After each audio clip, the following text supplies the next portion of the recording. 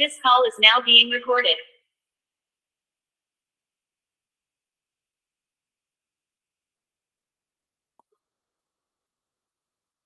So this is the question. Let's first discuss this question. After that, we will start the next chapter. Match the list 1 with list 2 and select the correct answer using the code given below. So in the list 1, these are the methods given and you have to match with this. So first you try giving answers. Lecture method.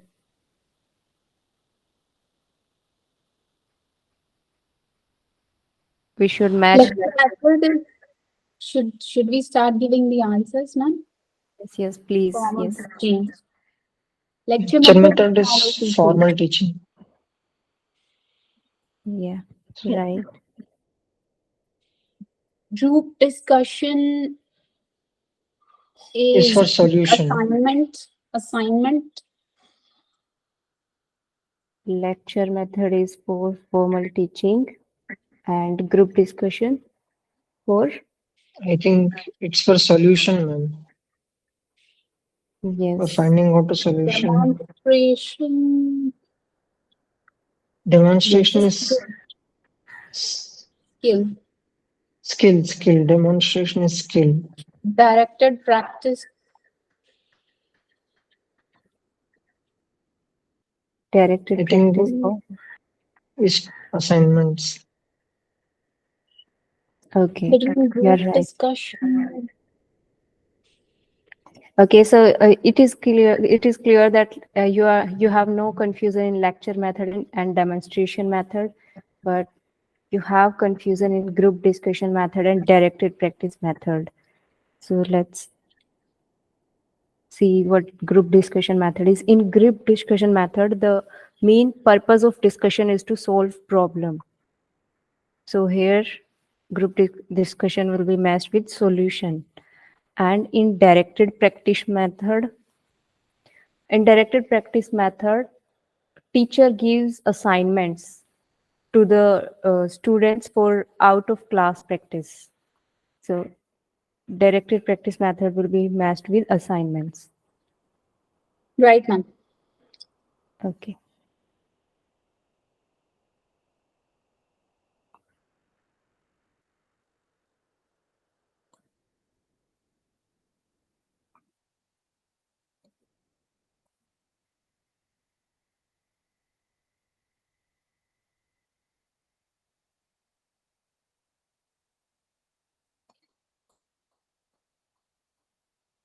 So today we are going to start chapter number 4.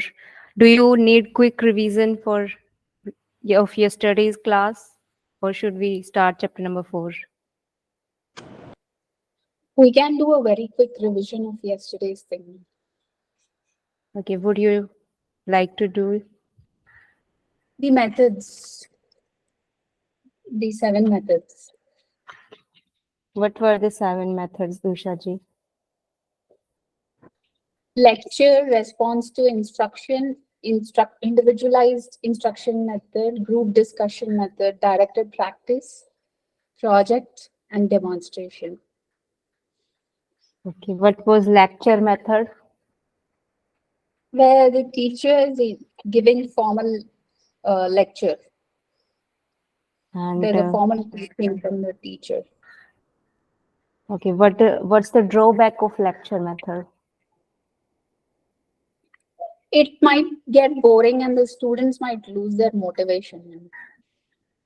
Okay, and they might not learn to actually do it. They will just be listening. Student is passive and teacher is active there. Okay. Second, in response to instruction method? In response to instruction is like the teacher gives some instructions and then tries to demonstrate along with the instructions before or after the instructions. And the next method, individualized instruction method? Individualized, I think, is when the teacher focuses on a particular individual and tries to do some corrections. Okay.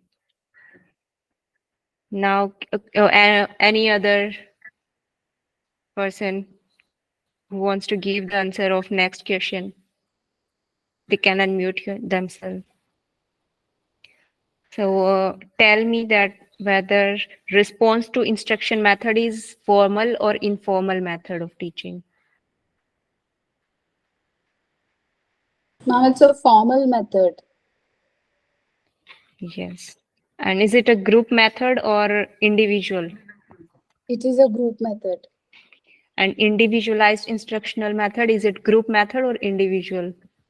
It is a group method but the focus is on that individual. Right. And what is group discussion method? Group discussion method, where the teacher along with the group might give a particular thing for discussion. The teacher might lead it and she might give certain things for group discussion. Okay, why we use group discussion method? To solve problems. Yes. And directed practice method? Directed practice is again like out of the class hours, teacher might give some work to the students, some assignment. Students will do it by themselves. They'll come back and the teacher will check and might provide some feedback. Okay. And demonstration method? Demonstration is where the practical aspect is shown and there are people who are watching it. Somebody does it and some people are watching it. Is it competitive or non-competitive? No, there's no competition here. There's just a presentation, a demonstration, and people are viewing it. What's the drawback of this demonstration method? Not everybody gets to participate. There are passive observers in this. There's only one person who's doing it, and the others are watching it. And the other big disadvantage is we don't explore anything else apart from what is being demonstrated there. Right. We do not learn something new, right? Yeah. Okay, so let's start chapter number 4. In yoga, how is the project method used, ma'am? Project method is we are preparing projects, like as I will show you the picture of it.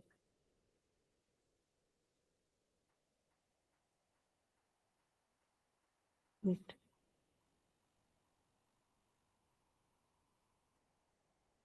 As you can see, it's just a project is created, like charts and all these things. Just you have learned, you put it that into a project. Like creating, preparing models is creating those kind of charts and all that. Yes, yes, yes. Okay. And planned observations of seminars, conferences, competitions related to yogic activities and all these also are project method. Yes, these are included in the project method because you learn from all these. You observe, you go to conferences, seminars, and you go to other yoga centers and all these areas, and then you observe and then you prepare. Okay. Chapter number 4 is sources of teaching. There are 5 principles that we are going to cover in this chapter.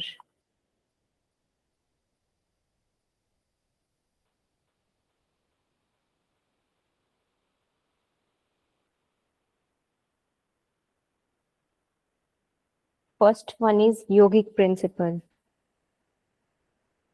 So why are we studying these principles? First of all, we need to know, because if we don't know about the basic principles that are used in learning yoga, then we won't be able to understand the teaching and understand the basic principles. We can't teach yoga. First principle is yogic principles. Yogic practice are not exercises. Yogic principles are no yogic practices are not exercises. Exercises are all the vigorous movements that are done. So yoga is not just exercise. Second point is asanas are static stretching procedures. They should be performed slowly, smoothly, in order to influence the tonic system rather than the phasic one.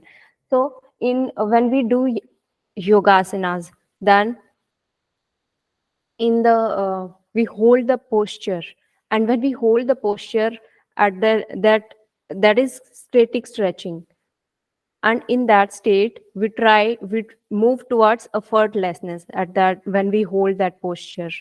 So there is slackening of effort, and there are these terms tonic and phasic nervous system. These are basically the part of ans, and tonic nervous system is active when we are normally breathing, and normally heart is beating. So at that time, tonic nervous system is active. But phasic is short term when there is some stress inside the body, and heart rate increases. So at that time, phasic nervous system is active. So in while doing asanas, we should keep in mind that our tonic nervous system should be um, active rather than phasic one. Third point is effortless performance and relaxing as much as possible during the final position are the chief characteristics of, the technique of asanas. There should be effortless performance. And once you reach the final position of the posture, relax. Next point is pranayamic practices are very different in purpose and technique from the breathing exercises. So can anybody tell the difference between pranayamic practices and breathing exercises?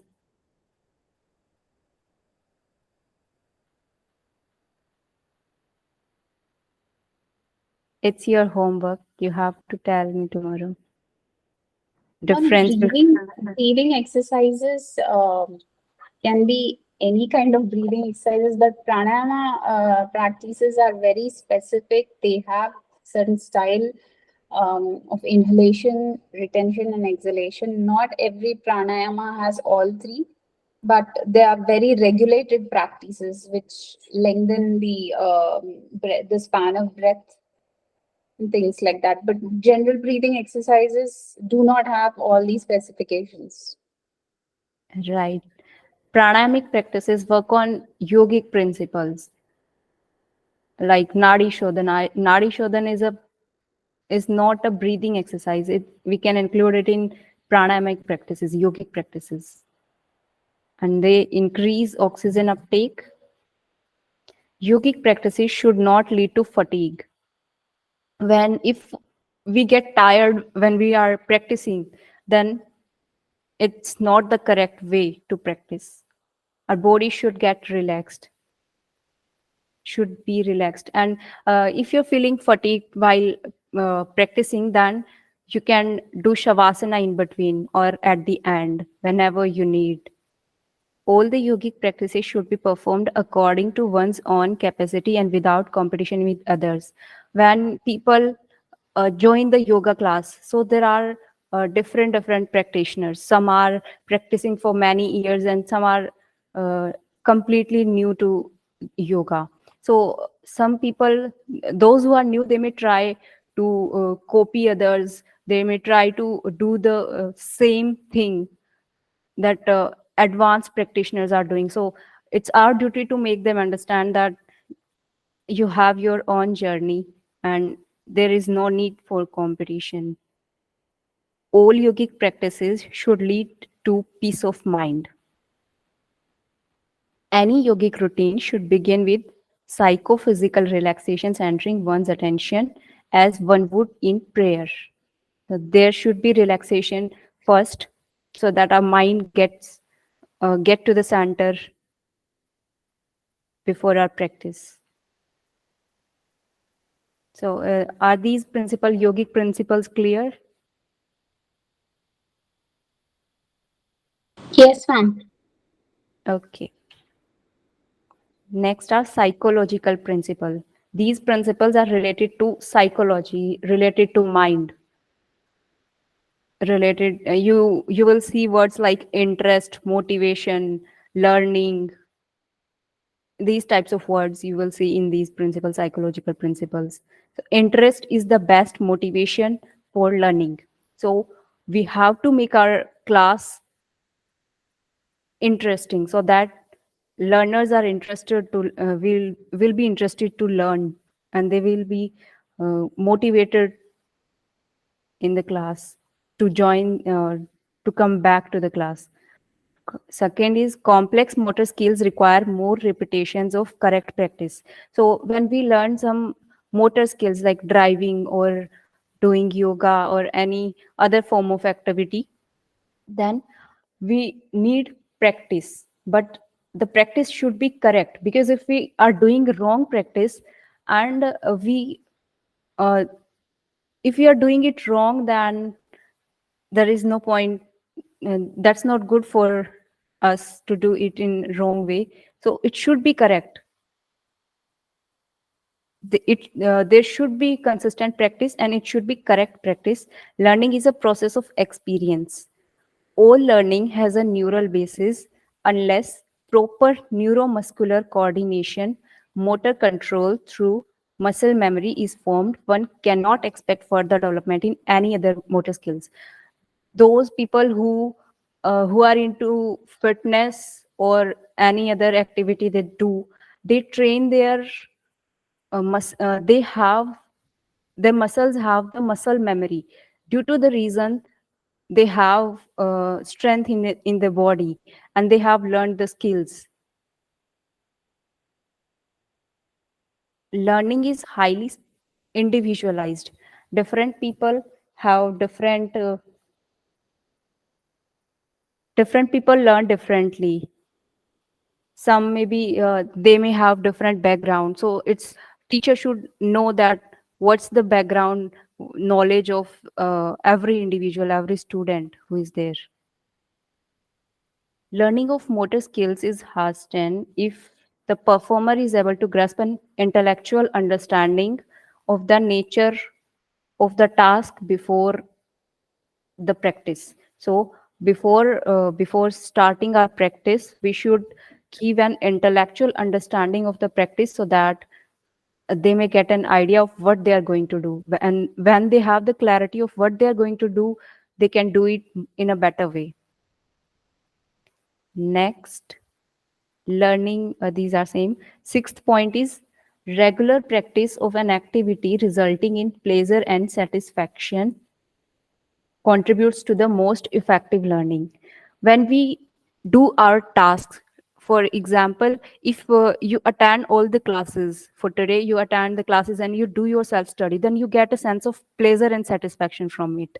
So in the same way, we we get the pleasure and satisfaction when we complete our tasks, or what we have to do.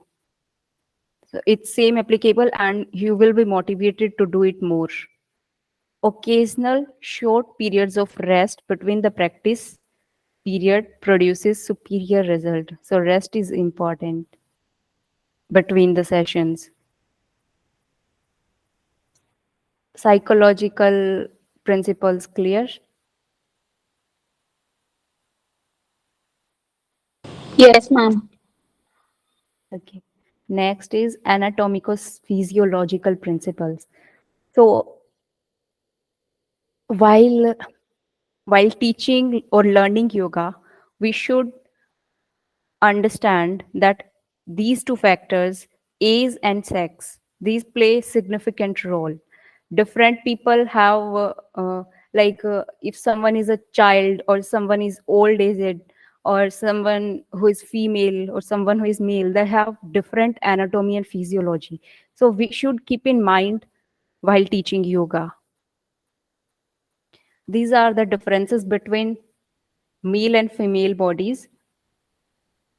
Males have strong bones and structure, while females are generally weaker in structure than man, because normally if we see that females have more fatty tissue in their bodies as compared to males. So the more the muscular mass, less will be the fatty tissue in the body. So that's why females are less muscular and males are more muscular. And the muscle mass bone density in males is 41.8% of the body weight, and muscle mass in female body is 35.8%, and the fatty tissue in females is 28.2%, and adipose tissue or fatty tissue in males is 18.2%. So this is more fat is equal to less efficient muscle. Uh, For example, if you see someone that they have the same weight since many years, but they do some sort of physical activity, they do yoga or any other activity, then they have the same body weight, but they look leaner.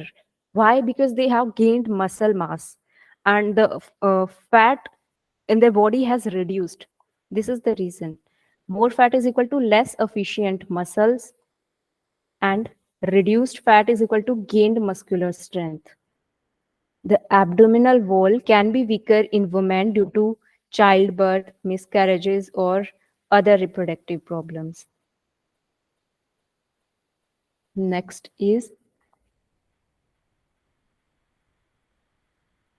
the shorter the lumbar and thoracic regions in the female sometimes produce a more pronounced shortening of lower back muscles, resulting in lordosis. So in females, due to shorter thoracic and lumbar region, the disorder lordosis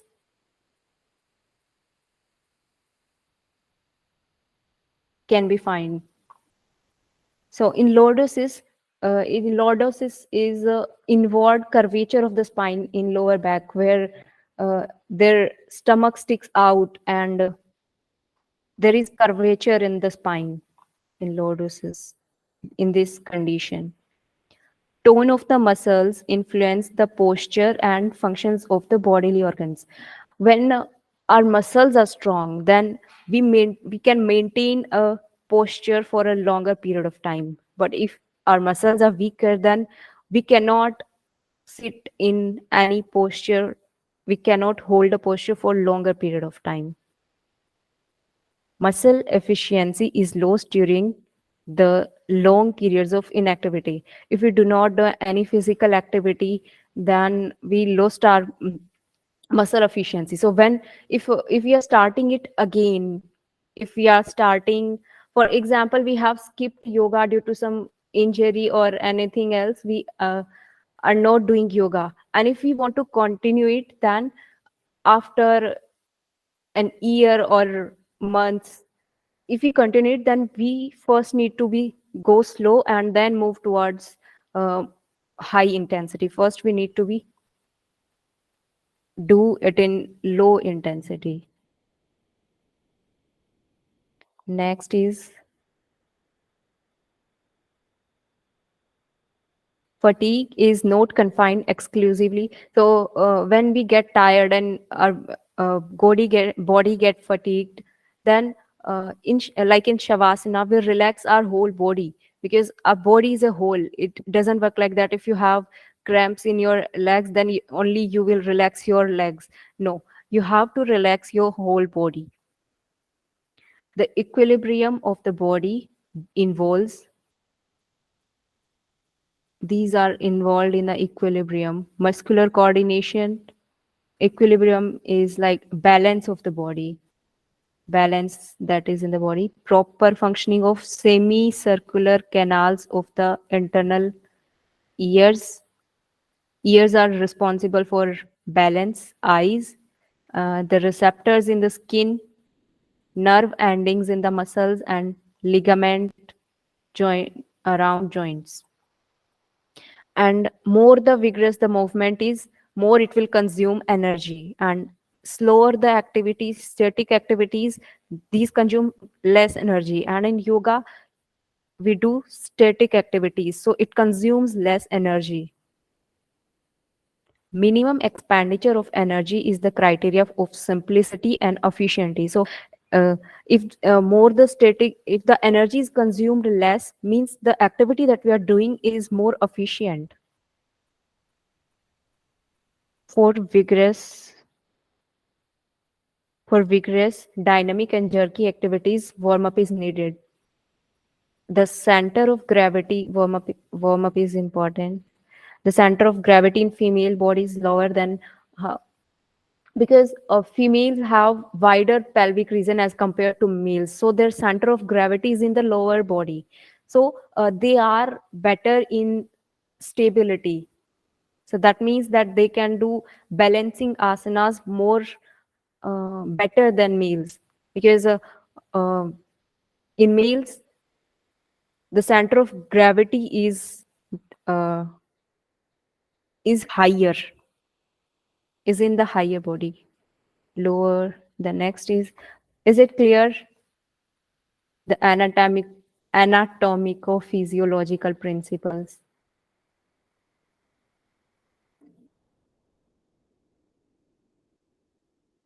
You can ask from here if you have any question.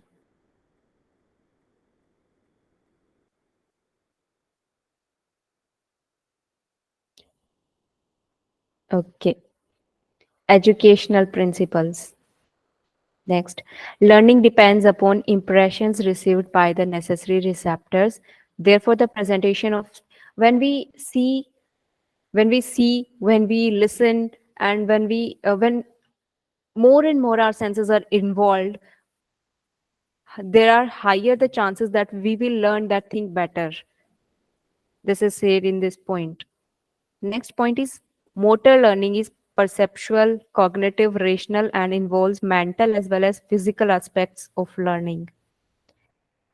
There are individual differences in effectively using various kinds of sensory information.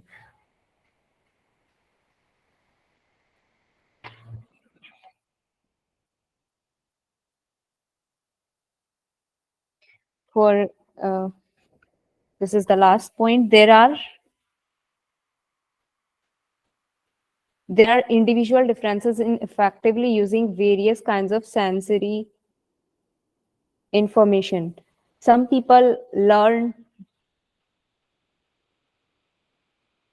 some individuals have remarkable ability to organize visually presented information quickly. Others synthesize information and analyze the situation first, and so they respond later. Brief, clear descriptions of the activity with repeated demonstrations and pointing out likely faults bring good results. Repeated demonstration.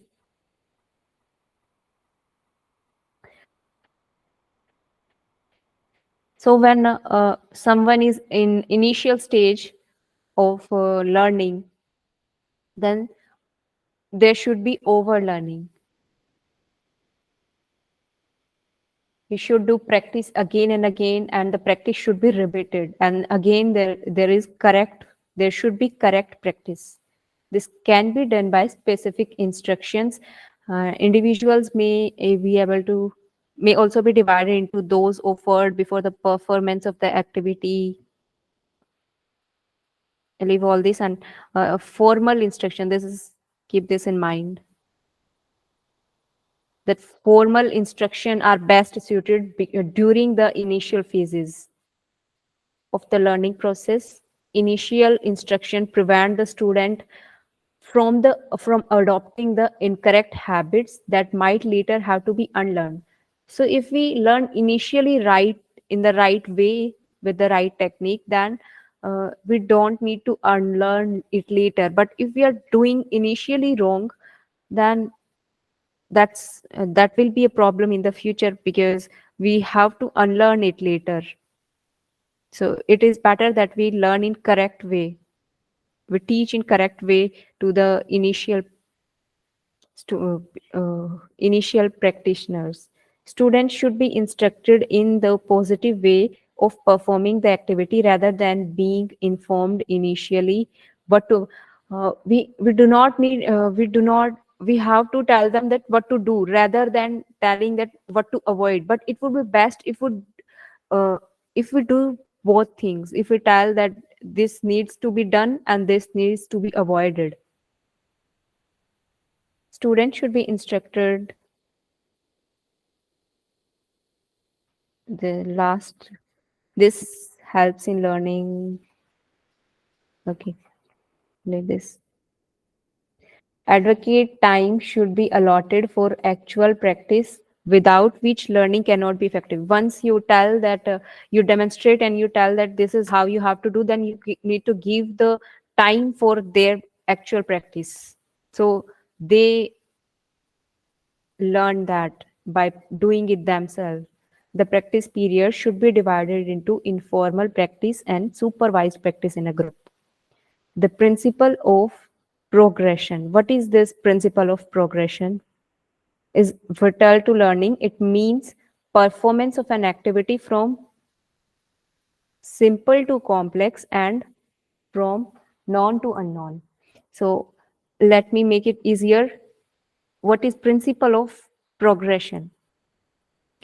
This principle of progression is a very important principle in uh, yoga or in any other fitness activity.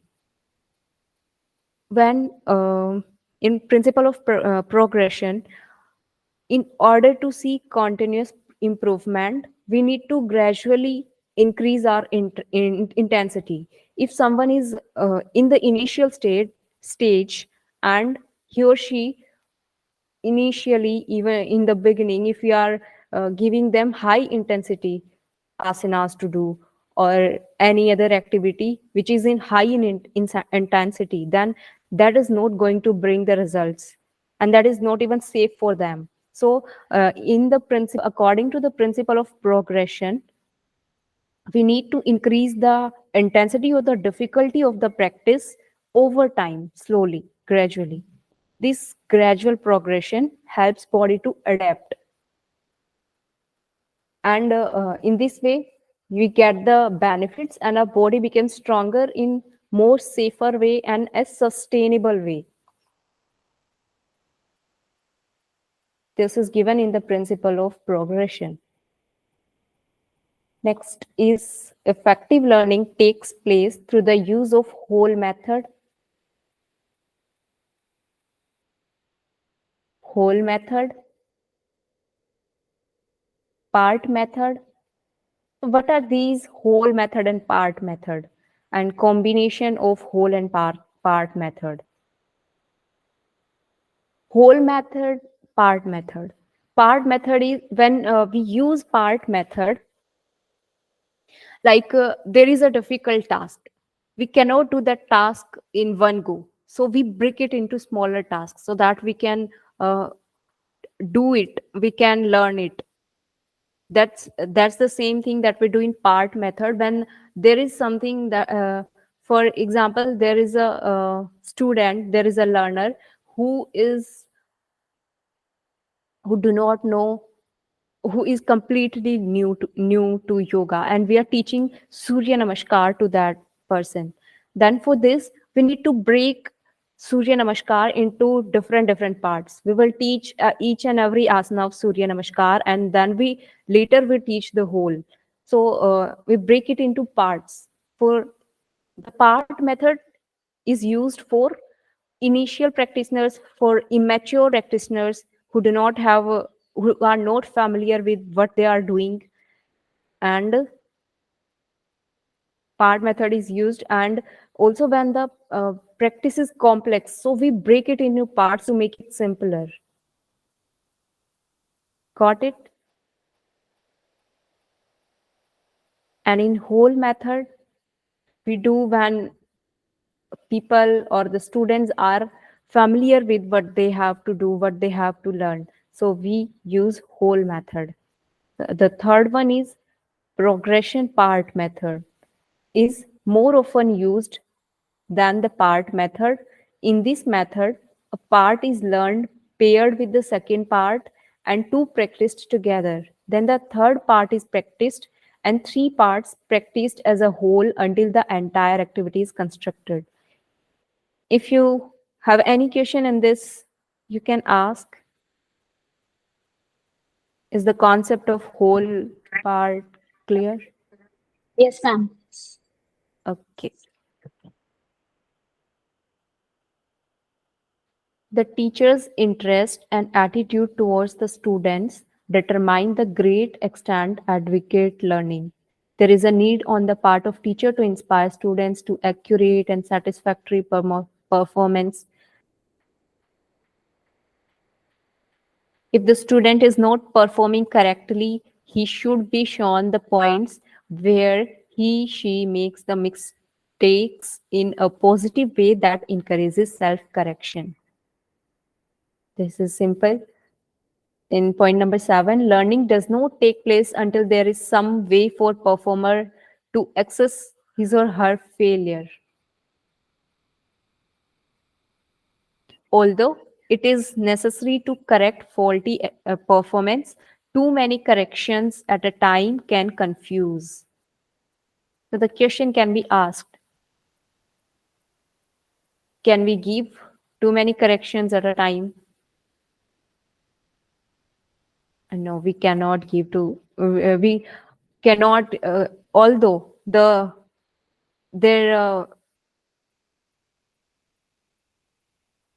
how they're growing, how they're doing, it is important for them to know. But if we give them too many suggestions or too many corrections at a time, then they will get confused. So this should be avoided, and the teacher should correct the most important faults first. Most correction should be in the form of positive suggestions. Immediately, eighth point, immediately after the ideal demonstration of the activity, the opportunity to try out and practice the activity should be provided for the students. These are simple.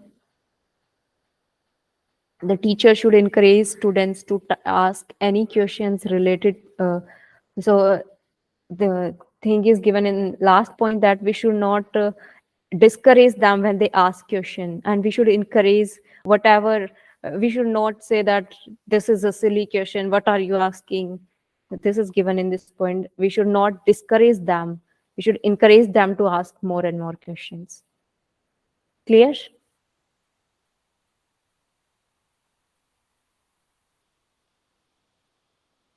Next and the last principle is sociological principles. So in this principle, it is given that yoga is not just a physical activity, and it's not, our purpose is not just to uh, get money from it, or our purpose is not just related to it, not only have vocational significance, but it also helps person to live happily and successfully, that they are not of any immediate vocational significance. So the sociological principle says that yoga not only helps it helps in the it helps the person to live happily and successfully, and people live with more fulfillment in their lives. This is what sociological principle says. Yogic practices are certainly of immediate practical use for a person of any age and sex in maintaining good health and physical fitness together with happiness in life. Okay, what's the time? We can start the next chapter if you have no problem in this chapter.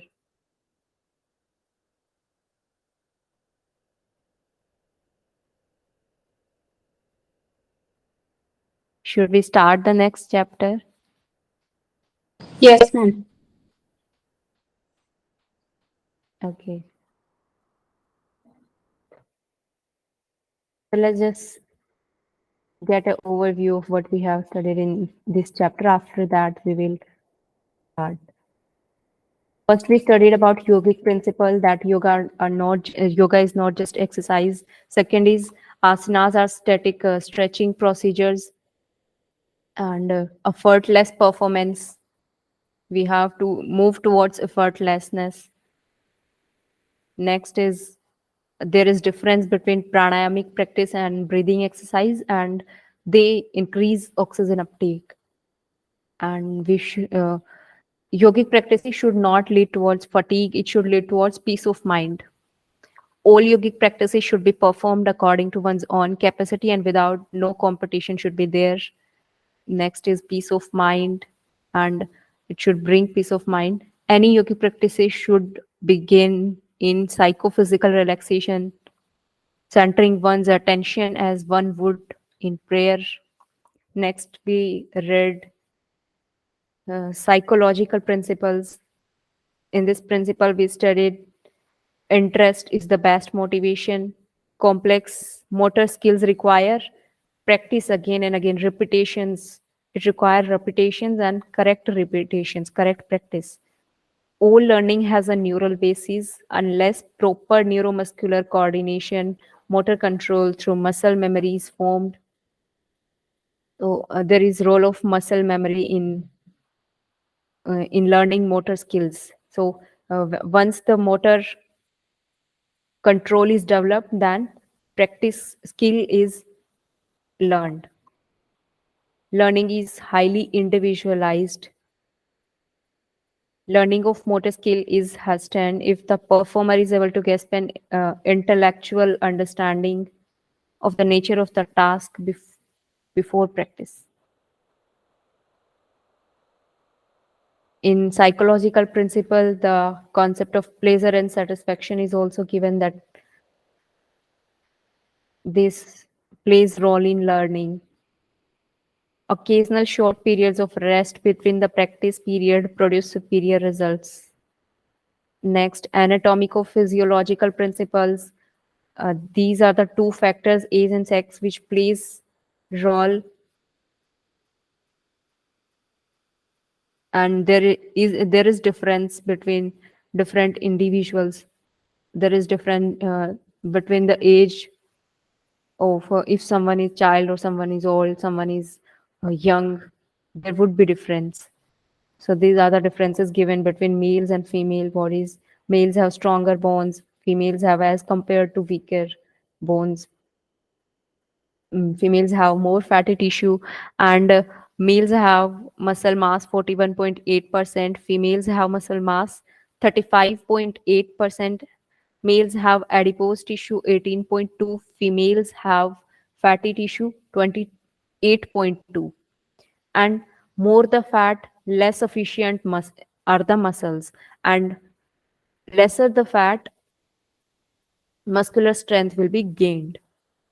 And females can have weaker abdominal wall due to these reasons, childbirth, miscarriages, and other reasons. The shorter the lumbars and thoracic region in the female sometimes produce a more pronounced shortening of lower back muscle, resulting in lordosis. And tone of the muscles is necessary for holding any posture. Muscle efficiency is lost during long periods of inactivity. So we should, when we again start, we should start with less intensity, less difficulty, and then move towards high difficulty. These are involved in equilibrium in body.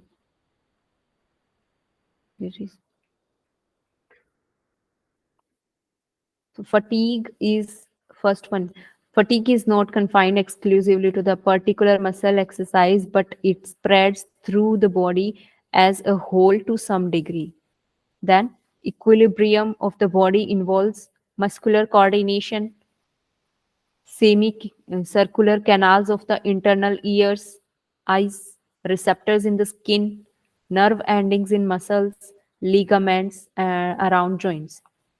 So in yoga, there is less consumption of energy as there is static activities involved in yoga, which makes yoga more efficient than other vigorous activities.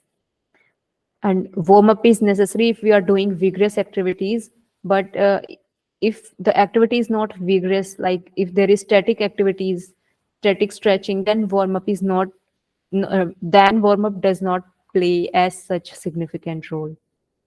And females have lower center of gravity as compared to males. That's why they have higher stability. Next, educational principles. In educational principles,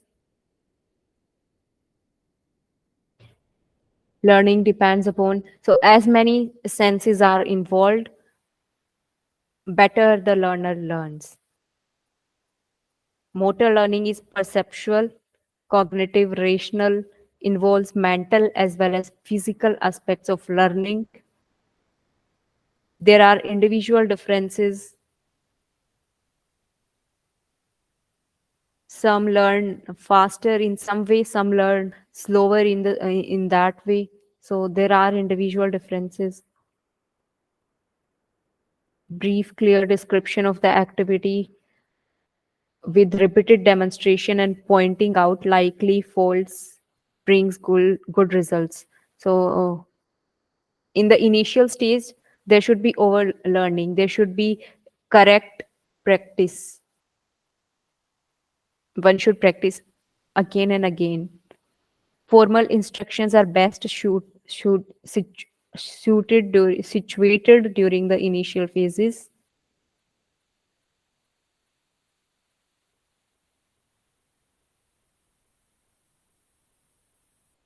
Next,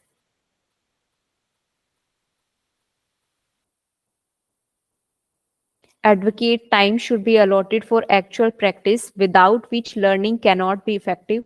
The practice period should be divided into informal practice and supervised practice in a group. So there should be informal practice as well as formal type of practice. Both should be. The principle of progression. This is the principle of progression in we move towards simple to complex and from known to unknown. We do simple, we do low intensity first, we do easy asanas first, and then we move towards difficult asanas. In whole part method, in whole method, whole method is for the mature students. See here, the learner is mature in whole method, and the whole and activity also is not complex.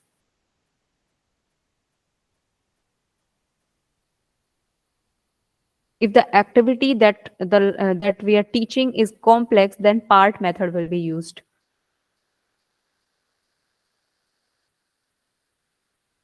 And part method is for better if the student is immature. Progressive part method, in which one part, two, and then second part, and then both together, and then third part, and then all are when teach together.